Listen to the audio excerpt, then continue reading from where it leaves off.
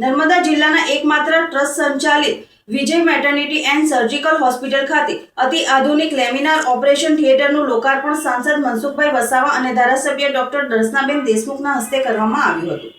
આ પ્રસંગે હોસ્પિટલના ટ્રસ્ટીઓ, તબીબો, આરોગ્ય કર્મચારીઓ, આગેવાનો તથા મોટી સંખ્યામાં નાગરિકો ઉપસ્થિત રહ્યા હતા।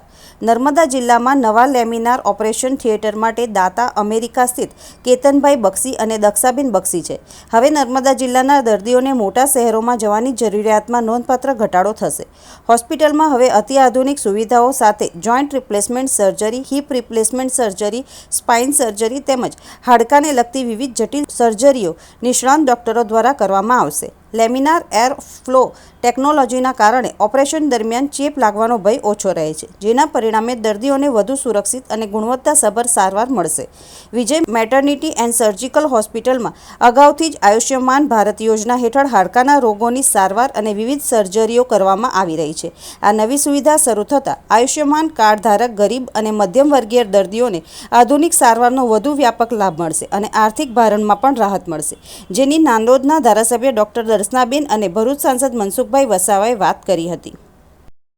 આજે ઓપરેશન થિયેટરની જે સુવિધા મળી છે એવી વડોદરામાં છે એવા પ્રકારની સુવિધા અહીંયા મળી છે, સુરતમાં છે એવા પ્રકારની સુવિધા મળી છે। એટલે નર્મદા જિલ્લાના ઇન્ટ્રેલ જે ગામોના લોકો એક્સિડન્ટમાં ક્યાંક ને ક્યાંક બરોડા લઈ જવું પડે છે કે સુરત લઈ જવું પડે છે, એમાંથી એમને મુક્તિ મળે છે અને અહીંયા રાજપીપળા આંગણે વિજય પ્રસૂતિ ગૃહમાં એમને જે ઓર્થોપેડિક વિભાગમાં આજે સુવિધા ઊભી કરી છે એનો લાભ મળશે। ખરેખર જે પ્રકારની જે વિઝિટ લીધી છે, જ્યાં આખું ખરેખર જે મોટા શહેરોમાં જે પ્રકારની જે સુવિધા હોય છે એ પ્રકારની તમામ પ્રકારની જે સુવિધા છે। અમે અડધો કલાક ઉપરાંત પણ આખા થિયેટરની વિઝિટ લીધી। બહુ ખરેખર ત્યાં ડૉક્ટરના લાઈનના લોકોનો ખ્યાલ આવી જાય, પણ છતાં પણ અમે જાહેર જીવનમાં ફરીએ છીએ તો અમને ખ્યાલ છે કે ક્યાં શું સુવિધા છે, ક્યાં કેવી સુવિધા છે, અમને ખ્યાલ આવે છે। તો ખરેખર અહીંના જે પ્રકારે જે દાન મળ્યું છે એનો યોગ્ય રીતના ઉપયોગ થયો છે એમને અનુભવ છે અને એના જે દર્દીઓ સાથે પણ મુલાકાત લીધી, દર્દીઓ પણ અહીંની સેવાથી ખૂબ ખુશ છે।